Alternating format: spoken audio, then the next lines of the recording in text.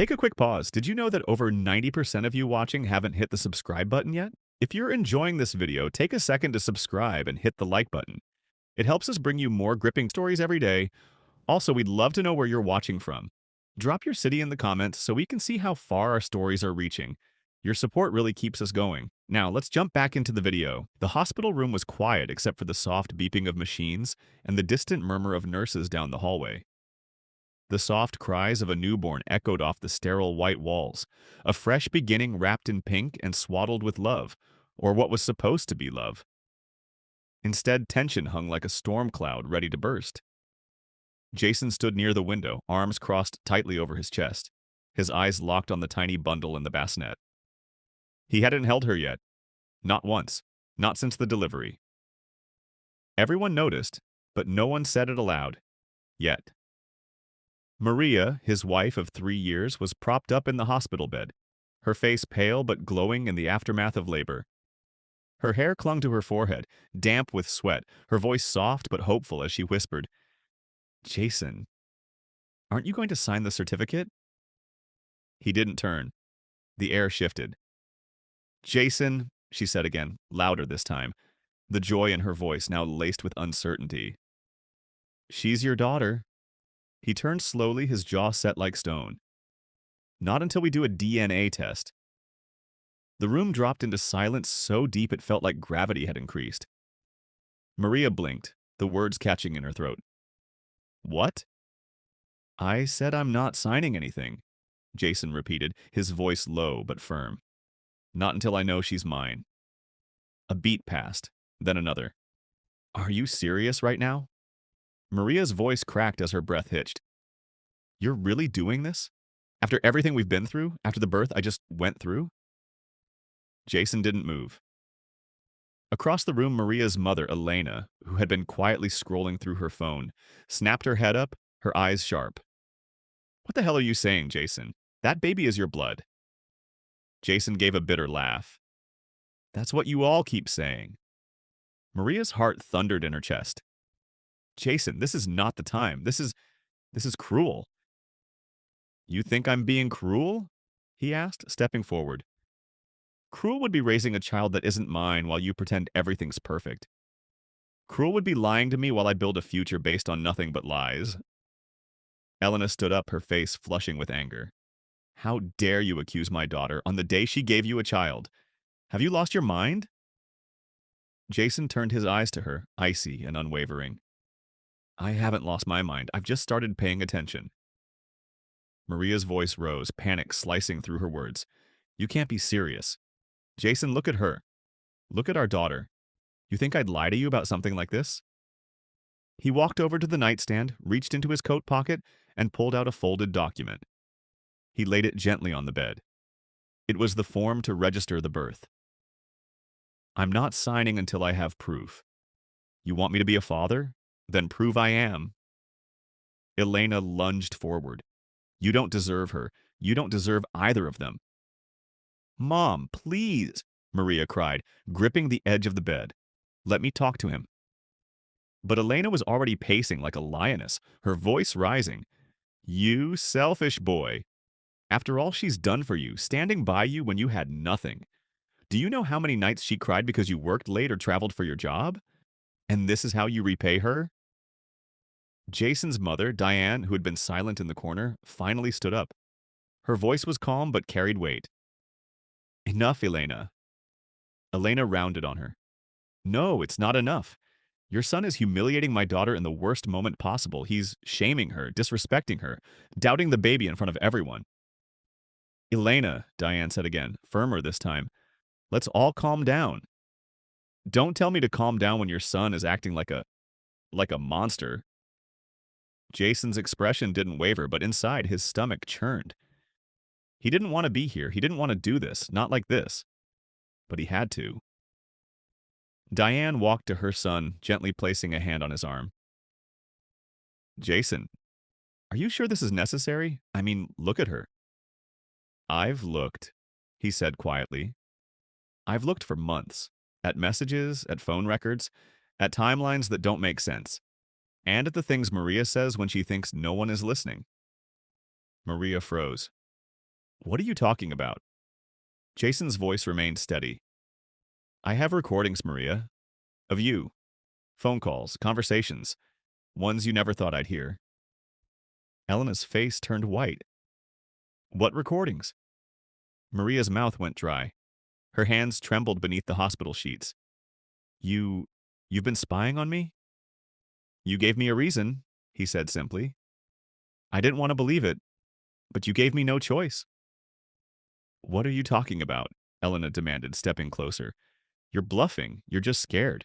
New dad jitters. I'm not bluffing. Jason pulled out his phone and held it up. I didn't want to play this here, not now, but you're forcing me. Don't, Maria whispered, her voice barely audible. He tapped the screen. A voice filled the room, Maria's voice. He doesn't know anything. I'll wait until the baby's born. He'll believe it's his. Why wouldn't he? Then I'll figure things out later. Elena gasped. Maria clutched her chest like the breath had been knocked out of her. The room erupted into shouting.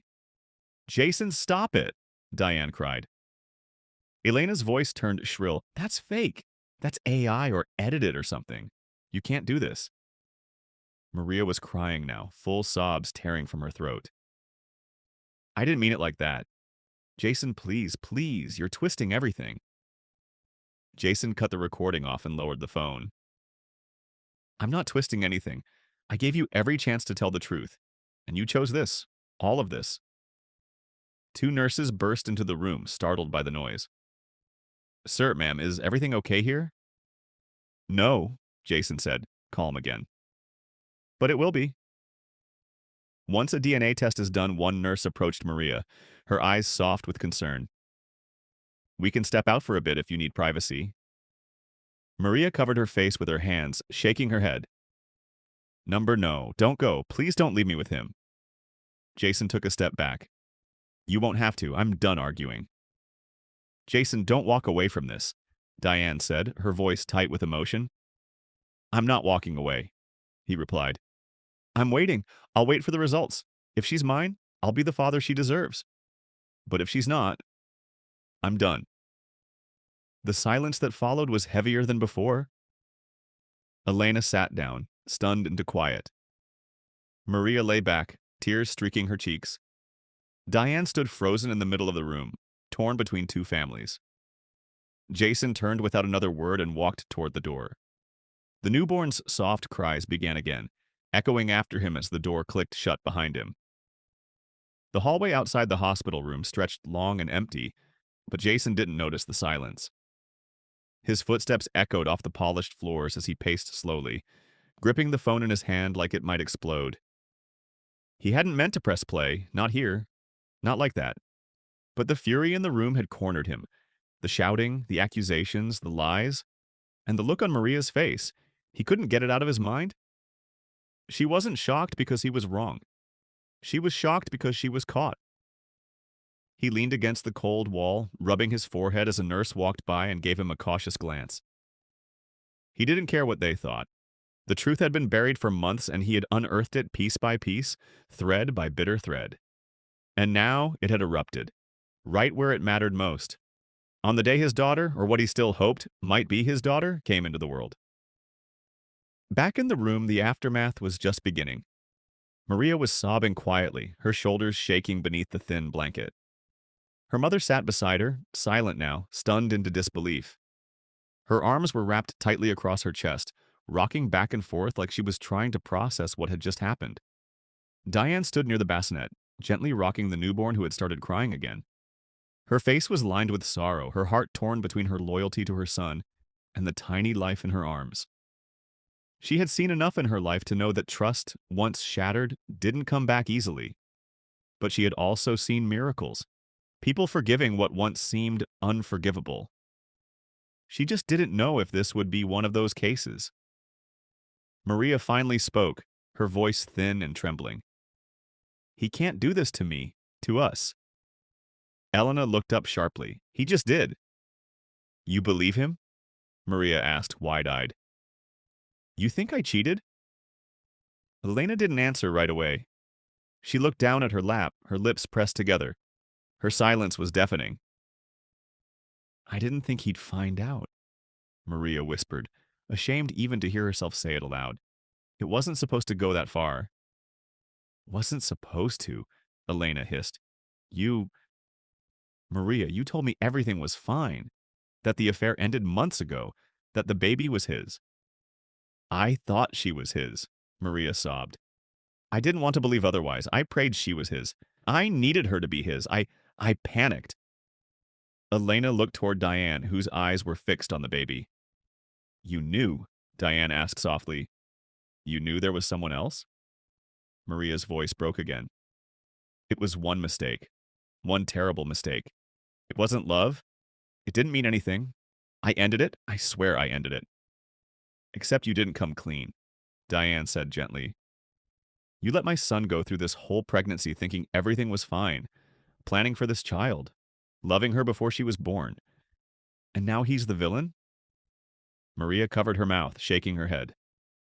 I wanted to tell him. So many times. But I was scared. I thought it would ruin us.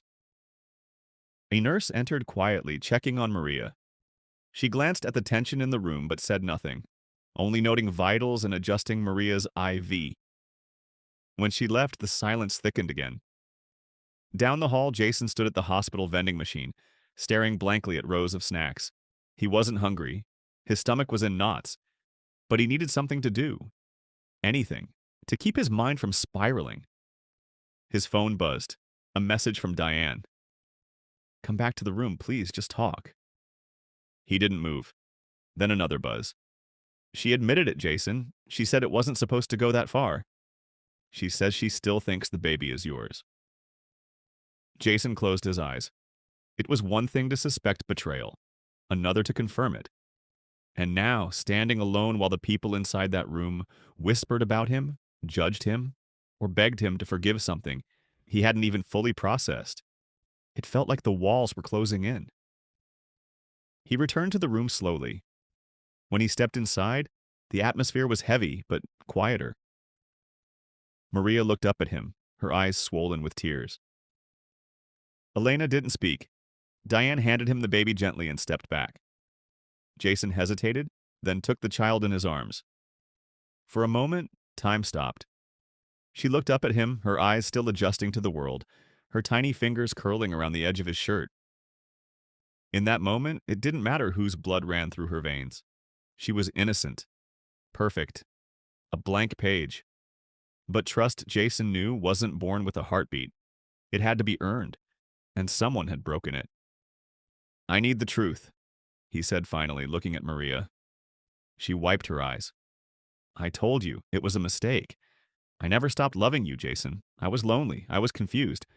But it didn't mean anything. I thought it was over. I didn't even think it could be his child. I convinced myself it wasn't. Jason shook his head. You didn't convince me. You tried to manipulate me. That's not fair, Maria whispered. I was scared. You lied, he said quietly. Every day, every night. You let me talk to your stomach, paint the nursery, plan our future, and you let me believe it was mine. I thought she was, Maria said again, her voice cracking. I still think she is. But you didn't know, Jason replied. No. He nodded slowly. Then we wait. Maria gripped the blanket tightly. And if she's yours? Then I'll be the best father I can be, Jason said. But if she's not, don't say it, Maria begged. Please don't. I'll do what's right for her, but I won't stay in a marriage built on lies. Elena stood, her expression unreadable now. Maybe it's time I go. Give you two space. She brushed a hand over Maria's shoulder before walking out, saying nothing more. Diane glanced at Jason, then gently kissed her granddaughter on the forehead before setting her back in the bassinet. Let me give you some time, too. She followed Elena out. Jason and Maria were alone now, the space between them colder than ever. I never wanted this, Maria whispered. But you chose it, Jason said, and now we both live with it. Maria looked at him through tear-filled eyes. You still love me? Jason hesitated. I loved the version of you I thought I knew. Maria reached for his hand, but he stepped back. Don't, he said. We'll wait for the test. Then we'll see. Maria looked down, defeated. Jason picked up his coat. As he walked to the door, the sound of the baby's soft breathing filled the room like a whisper. He paused just once to look back. "If she's mine," he said, his voice breaking, "I'll fight for her with everything I have."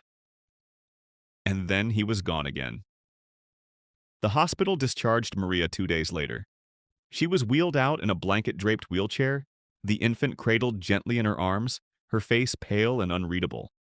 Jason was not beside her. Diane drove them home, silent for most of the ride. The air inside the car was thick with unspoken thoughts. Maria stared out the window, watching the trees blur past, while the baby slept soundly in her arms. Her mother Elena had returned home the night before, promising to come by later that week. But even she had run out of words. The storm had taken its toll on everyone. Maria's house, once their house, felt different when she stepped inside. The nursery Jason had painted was still soft yellow, the crib still assembled, the mobile still gently turning over the changing table. Everything looked the same, but the weight in the air was different. The warmth, the hope, the shared excitement, they were gone. In their place was an aching stillness. That afternoon, Maria received a text message from Jason. "DNA test scheduled for Thursday morning. You'll get the results directly. So will I." She stared at the message for a long time. Her fingers trembled as she typed back, "Okay, I understand." No heart emoji, no hopeful follow-up. Just silence. The next 2 days crawled by, filled with feedings, quiet cries in the night, and the emptiness of a cribside that no longer held a father's whispered lullabies. Maria tried to pretend things might go back to the way they were. But deep down, she knew the only way forward now was through. Thursday morning came. She dressed carefully, holding the baby against her chest, the diaper bag over one shoulder. Jason met her outside the clinic, wearing a plain gray hoodie, eyes tired, expression unreadable. They barely spoke as they entered. The nurse greeted them politely, oblivious to the tension. Forms were signed, samples were taken. The baby let out a soft whimper as the nurse gently swabbed the inside of her cheek. Maria flinched at the sound. Afterward, as they walked out into the chilly morning air, Maria stopped him. "Jason," she said softly, "I know I don't deserve your forgiveness, but I do need you to know something." He turned to her slowly. "I never stopped loving you," she whispered, "even when I made the worst mistake of my life. I wanted to be honest, but I thought I'd lose you. And now I think I might anyway." Jason studied her for a long moment. "You didn't just lie, Maria. You made choices that changed everything. You let me fall in love with a dream that wasn't real." Tears spilled down her cheeks. "I don't expect you to forgive me, but she looked down at the baby. "She's innocent." Jason nodded. "That's why I'm still standing here." He turned and walked to his car without another word. The clinic promised results in 2 days. For Maria, they felt like an eternity. Every creak of the house, every ping of her phone made her heart race. She barely slept, she barely ate. She held her daughter and sang softly, praying, sometimes out loud, for a miracle. On the second evening, the email arrived. She opened it with trembling fingers. Paternity. Confirmed. 99.99% probability. Maria sank to the floor and wept. Relief, grief, guilt. It all crashed into her at once. Her body shook from the sobs.